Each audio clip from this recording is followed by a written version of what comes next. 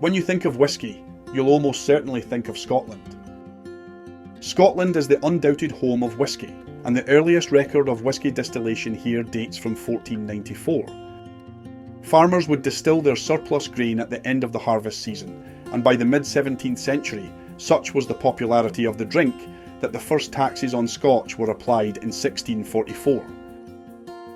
As a result, illicit whisky distilling began to flourish throughout Scotland as these secret distillers sought to outwit the excisemen of the day, one of the most famous of whom was none other than Scotland's national bard, Robert Burns, whose love of Scotch is well documented.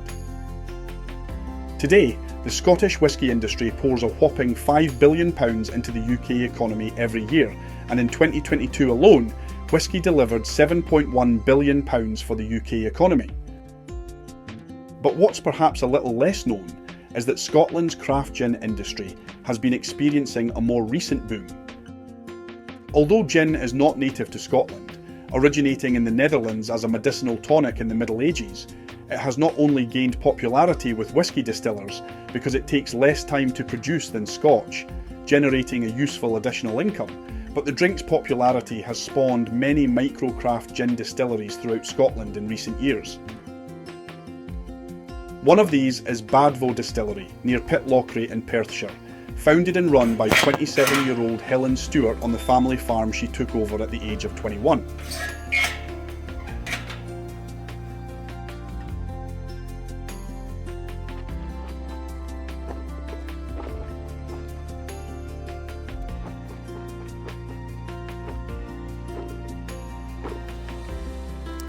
So this is Sweet Pea.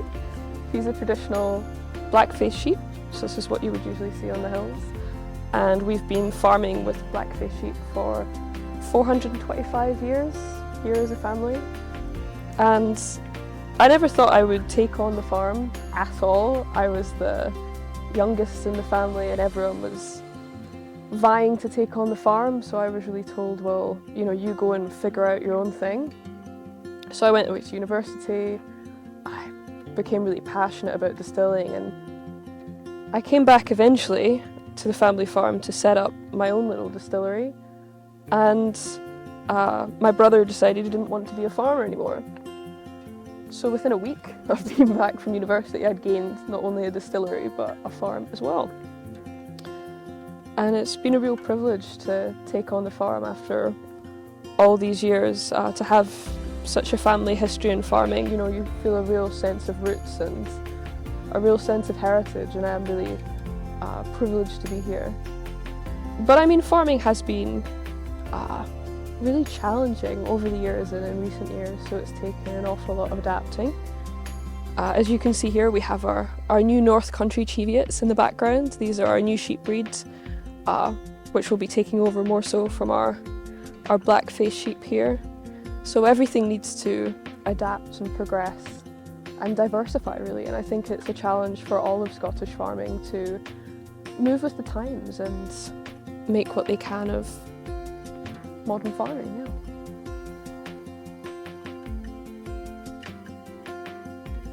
Although gin first arrived in London in the 1600s, and despite being commonly associated with England, Scotland now produces between 70 to 80% of the gin distilled in the UK. And such is the popularity of craft gins, with more than 500 varieties of gin produced in Scotland.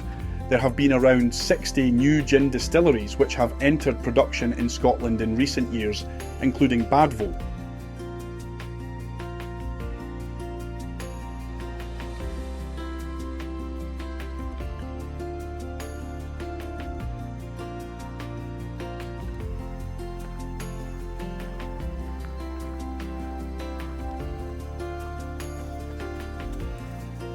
These are the stills. They're traditional copper pot stills. And what's so special about them is they're as authentic as we can get to what we would have originally been using to distill here. So there's no electrics involved. It's like a great big kettle. The botanicals and the alcohol is rising up, the steam is rising up through here, going down, and then we have these traditional worm coils. So it's just a big copper coil and water's flowing over from the burn to condense that back into spirits. So back in the olden days when they would have been distilling here, they would have just put this into the burn, and this would have just been sat in the field. And if the taxman came along, the excise officer, they would have just picked it up and ran away. And this is why for so long in Scotland, small stills like this were not legal and highly discouraged, because, I mean, they can just be shoved anywhere really and taken anywhere, which can make it very difficult for tax reasons.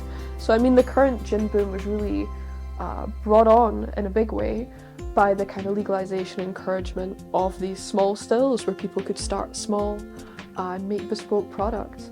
So because it didn't need to be this huge expensive still, you could start small, you had all these little distilleries popping up and making things that were really unique. So it was a very exciting time to be part of the gin industry. The Stewart family was actively involved in the cooperatives that established the distilleries local to Pitlochry, and today malting floors, pagoda chimneys and other distillery features can still be found in the farms that the family previously ran. At just 18 years of age, Helen started working on plans to launch her own distillery after falling in love with the Scottish spirits industry. She went on to spend 3 years getting funding for her distillery, designing the gin and renovating the building in which it is housed, all at the same time as completing her degree in English Literature and Language at Glasgow University. Discovering her heritage and distilling through the family's distilling handbook, she wrote her dissertation in the linguistic legacy of illicit distillation left in whisky and gin. After that, she came home to open Badvo Distillery in 2018. So I started working for a distillery to fund my university studies, and it was the most random thing. I didn't drink at all. It was just, there was a local distillery just a field away from my farm, so I could walk to work, and I thought they paid quite well, so I thought I'll give this distillery stuff a shot. And very quickly I was kind of sucked into the whole distillery machine. I mean, it's such an exciting and fun culture. You know, the smells, the tradition, the tastes, everybody loves working in distilling, and it's an exciting place to be, especially when you're young.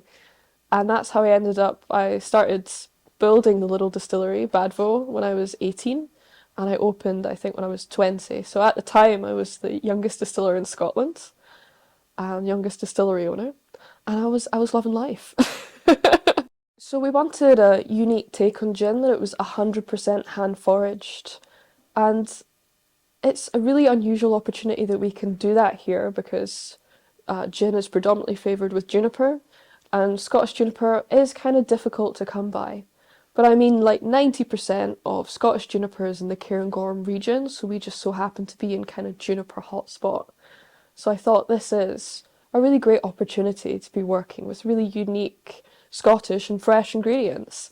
So I went about thinking, I am going to sample every single weed and flower and everything on this farm until I can determine what could make a good gin. So what I did was I got lots of little jam jars and filled them with vodka, and I put all the different botanicals in them. I did check that they weren't poisonous. I had my big botany book that I was looking everything up in, and I would take notes. I would put nettle in the vodka, and after day 1 think, oh, it tastes slightly herby. After day 3, oh, it tastes like tea. And this kind of determined what type of flavours went into the alcohol over time. So I studied each different botanical, each different constituent, and then I made a theory about how they would go together. So my first gin, I wanted it to be big and bold and herbaceous and kind of taste like, I think the farm kind of smells, like a reflection, if that makes sense, a reflection of the kind of farm landscape. So it had fresh mint and rowan berries and apples and all these different botanicals that are just really freely available here and they really associate with home. So once I'd made this theory, I would make a little half bottle in my tiny little tester still, and I would see what I thought of it and write all the criticisms. And then what was so great about analysing everything individually is if you had an off flavour, you could go back to your notes and say, oh, I think it's coming from this botanical, and you could increase it or decrease it as you wish. So that was how I designed the gin, and that's how it ended up being such a unique experience, yeah. So Badvo was the first gin I made. I designed it when I was 18. still at university, and it's a really big, bold spirit. It's very herbaceous, which I think a lot of people don't see in gins, and it's got this wild mint finish, and it really kind of encapsulates the farm to me, because when you're walking through those fields, you're smelling the nettles and brown berries, and you're passed by these great big ditches just filled with wild mint, and when you pass them and it brushes up against you, you can't but help smell just the mint filling the air. So to me it really encapsulates what home's all about. It's a really unusual gin, it's a really bold gin. It's my first, and after all these years it is still my favourite. So we made the original Badvo. I made one for the University of Glasgow. I did a tiny little travel series where I would practice with different botanicals from different countries. So I made a Vietnamese gin entirely from Vietnamese ingredients. I started working, doing different contract distillations, so kind of collaborations with different local companies. So I made one for this amazing hotel brand and catering company, Ballantaggart, locally, and it was all ingredients from their farm with nasturtium and lovage, which tastes really sagey. So a reflection of their farm. And then I just recently started making a couple gins for the Athol Palace, which is a great local hotel, and they have this ancient woodlands around the hotel. So I was down there having the time of my life, finding all of these really different ingredients that only grow in ancient woodlands and are so amply available. And the thing is about using fresh ingredients, you only need to use a fifth of the amount of dried ingredients. So I think often other distillers look at me and say, well, how can you possibly be picking enough ingredients? Because they have this vision of taking maybe a sack full of juniper per distillation.